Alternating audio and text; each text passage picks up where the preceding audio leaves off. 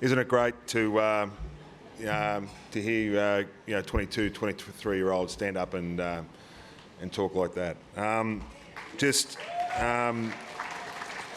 Heens is probably going to have another boot. He's been up here that many times. He might get another stress fracture. I don't wish that on you, Heens. Heens is one of those rare players that very few people can find a chink in.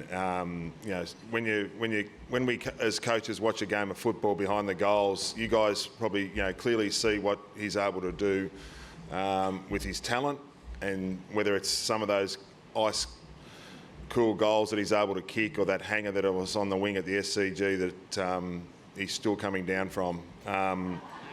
He's just got an amazing amount of athleticism and talent. But you also see his hardness.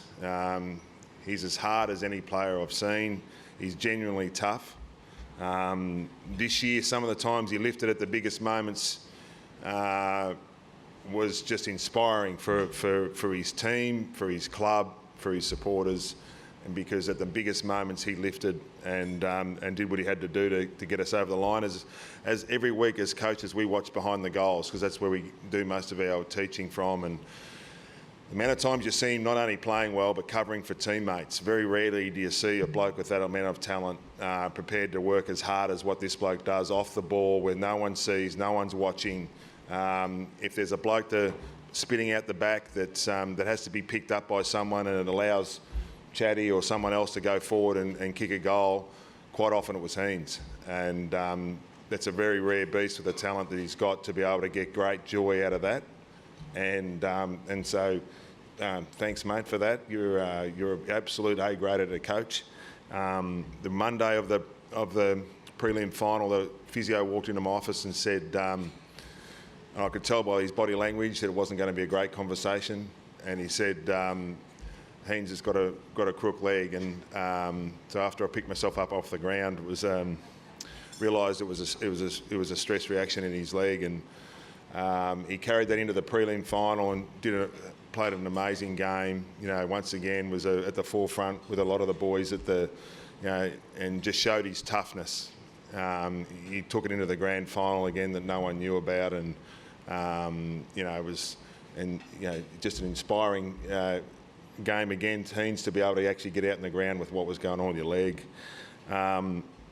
Just nothing much more to say, mate, other than the Bob Skilton Medal winner, first place in the 2024 Bob Skilton Medal, is Isaac Heeney with 956 votes.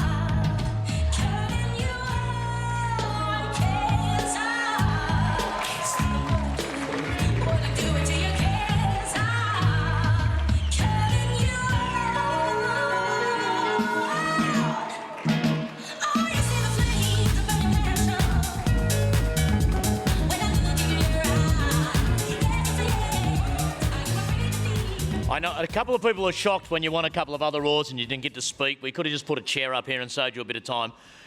It's been quite the year, but the highs and the lows. I mean, you're flying out and doing pretty well in the Brownlow. You get rubbed out for one of the softest things you've ever seen. You play on.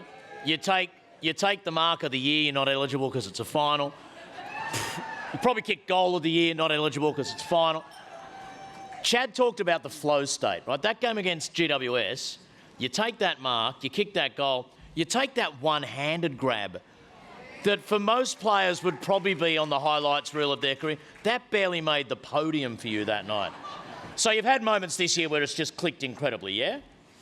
Yeah, it's been my 10 years. It's been the funnest year I've ever had. And I just quickly before we jump onto that, I just want to say, I know Mum and Dad will be watching somewhere up in the middle of Australia, up top of Northern Territory somewhere. But Horse, I know Mum and Dad will be extremely proud of myself from what you just said. Then, absolutely love you, mate, and thank you so much for everything. So now I'll jump back into this. Thank you.